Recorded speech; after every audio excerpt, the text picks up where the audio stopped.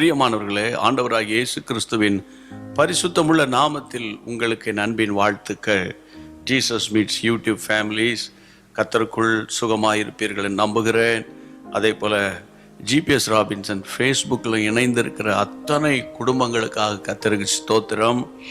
ஒவ்வொரு நாளும் இந்த வேத வாக்குத்தத்தங்களோடு தீர்க்க தரிசன வார்த்தையோடு உங்களை சந்திப்பது நான் ஒரு பெரிய மகிழ்ச்சியாகவும் ஒரு பெரிய சந்தர்ப்பமாகவும் நான் கருதுகிறேன். ஏனென்றால் நீங்கள் சந்தோஷமாக இருக்கிறது தான் எங்களுக்கு சந்தோஷம்.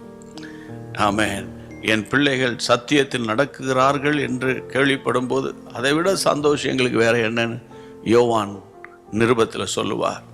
அந்த வகையில் நீங்கள் சந்தோஷமாக இருக்கிறீங்க, ஆரோக்கியமாக இருக்கிறீங்க, சுகமாக இருக்கிறீங்க என்பது தான் எனக்கு சந்தோஷம். கர்த்தருக்கு ஸ்தோத்திரம். இன்றைக்குரிய வார்த்தை என்ன? 1 கொரிந்தியர் 3:16, நீங்கள் தேவனுடைய ஆலயமாய் இருக்கிறீர்கள் என்றும் தேவனுடைய ஆவி உங்களில் வாசமாய் இருக்கிறார் என்று அறியீர்களா? கர்த்தருடைய பிள்ளைகளை, பரிசுத்தாவின் அபிஷேகம் ஒரு பக்கம், சந்தோஷம், சமாதானம், பலவிதமான மனமகிழ்ச்சி நமக்குள்ளே வருகிறது, உண்மை. அதே நேரத்தில் கிருபையாய் உங்களுக்கு கொடுத்த அபிஷேகத்தை காத்து கொள்ளணுமே, இல்லையா? காத்து கொள்ளணுமே. அபிஷேகத்தை துக்கப்படுத்திடக்கூடாது, பரிசுத்த ஆவியானவரை வேதனைப்படுத்திடக்கூடாது. அப்போ என்ன செய்யணும்? இந்த வசனம் என்ன சொல்லுகிறது? நீங்கள் தேவனுடைய ஆலயமாக இருக்கிறீர்கள் என்றும் தேவனுடைய ஆவி உங்களில் வாசமாக இருக்கிறார் என்றும்.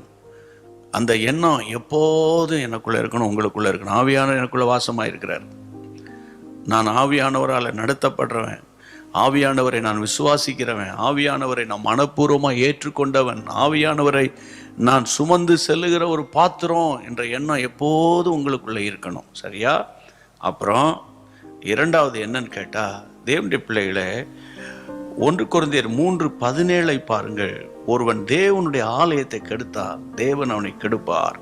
தேவனுடைய ஆலயம் பரிசுத்தமாக இருக்குது, நீங்கள் தான் அந்த ஆலயம். அப்போ கர்த்தருடைய பிள்ளைகளை, நம்ம ஒரு ஆலயமாக இருக்கிறோன்னு ஆண்டவர் சொல்கிறார்ல. அப்போ அவர் உங்களுக்குள்ளே வாசம் பண்ணி கொண்டிருக்கிறாரு. உங்களுக்குள்ளே வாசம் பண்ணுகிற கர்த்தர் உங்களுக்கு என்ன தேவை என்பதை அவர் அறிந்திருக்கிறாரு. உங்கள் மன விருப்பம் அவருக்கு தெரியும். அப்போ நம்ம ஜெபிக்காமல் விட்டுறாமலான்னு இல்லை. ஆவியானவரே, எனக்குள்ளே வாசம் பண்ணி கொண்டிருக்கிற ஆவியானவரே, என்னை இப்படி நடத்துங்கப்பா, இந்த காரியத்தை வாய்க்க பண்ணுங்கப்பா, அப்படி செய்ய போறீங்க ஆவியானவரே, உங்களுக்கு நன்றி ஆவியானவரே, உங்களுக்கு நன்றி ஆவியானவரே. நீங்கள் ஆவியானவரை ஒரு நண்பனை போல, ஆவியானவரை நீங்கள் ஒரு ஆலோசனை கொடுக்கிறவரை போல நீங்கள் அவரிடத்தில் பழகணும். அப்போது ஆண்டவர் ஒவ்வொரு நாளும் அவருடைய அபிஷேகத்தை காத்து கொள்றதுக்கு உங்களுக்கு கிருபை தருவார். ஏன்னா நம்ம உலகத்துக்குள்ளே போகிறோம் பாருங்கள், அவசரப்பட்டு ஏதாவது ஒரு வார்த்தை வந்துடும், வீட்டுக்குள்ளே திடீர்னு கோவப்பட்டுருவோம். உடனே ஆவியானவருக்குள்ளே வந்தால் ஒப்பு கொடுத்து ஸ்தோத்திரம் பண்ணி ஆவியானவரை நம்ம துக்கப்படுத்தாமல் காத்துக்கொள்ளணும். அதுதான் இன்றைக்கு கர்த்தர் கொடுக்குற ஒரு ஆலோசனை.